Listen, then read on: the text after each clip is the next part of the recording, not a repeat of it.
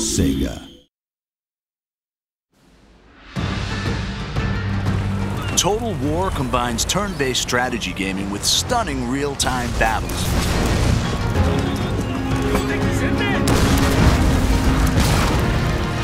Players take command of nations, armies, and generals as they battle for ultimate victory.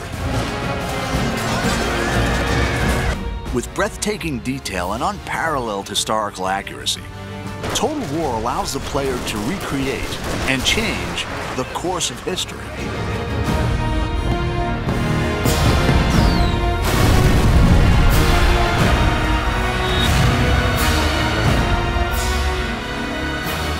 In 2011, the award-winning Shogun 2 offered new AI, streamlined controls, and a host of multiplayer features.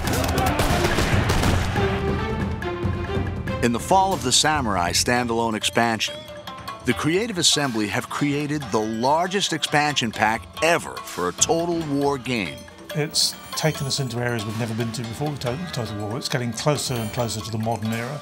I think it's exciting because it's the latest any Total War game has ever been to the modern day, the closest any Total War game has been to the modern day. And with that brings a lot of really interesting different game features, a lot of scope in terms of how fast the game moves and how quickly your armies are deployed across the map, how many different types of units are available. Set 300 years later than the original game, The Fall of the Samurai sees the clash of traditional samurai culture with the explosive power of the early modern world. It's the late 19th century, which means that it's got some of the most advanced technology seen in a Total War game. So you've got torpedo ships, off-field artillery, all that kind of stuff that actually makes it feel quite different from particularly Shogun 2, which is obviously set in the 16th century.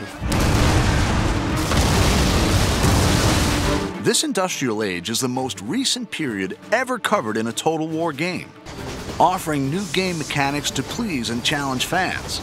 I mean, Japan actually started to build railways in this period or slightly afterwards. Railways on the campaign map have quite important strategic influence in that they allow you to move armies incredibly quickly. So as you capture more and more of the territory of Japan, you can move your armies around very effectively, and it's really important for bringing your best troops to the front. Fall of the Samurai doesn't require the original Shogun 2 game, and easy-to-follow tutorials will show new players how to command the action.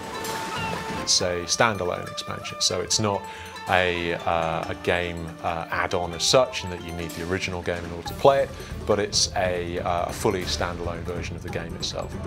The game begins with the Boshin War in 1869, a dramatic turning point in Japanese history.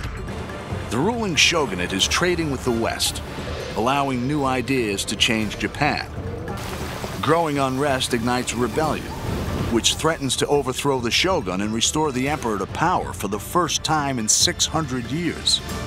The shogunate had ruled Japan for hundreds of years, since the time of Shogun 2. But people were getting more and more agitated as the shogunate kind of opened up Japan to foreign influence. And so there was a movement called Revere the Emperor, Expel the Barbarians. And it eventually sort of boiled up into full-blown rebellion where whole domains rise up and try and overthrow the shogunate. The player chooses a clan and decides whether to remain loyal to the shogun or to fight for the emperor. Every clan has their own unique strengths and challenges, civilian, diplomatic, or military. Each faction within an allegiance has its own clan trait, which gives it a very specific play style.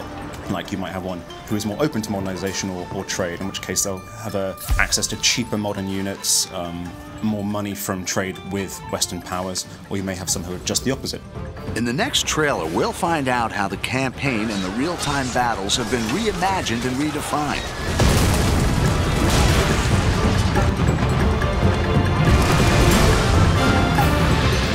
Fall of the Samurai is a whole new experience and an ambitious entry into the Total War series.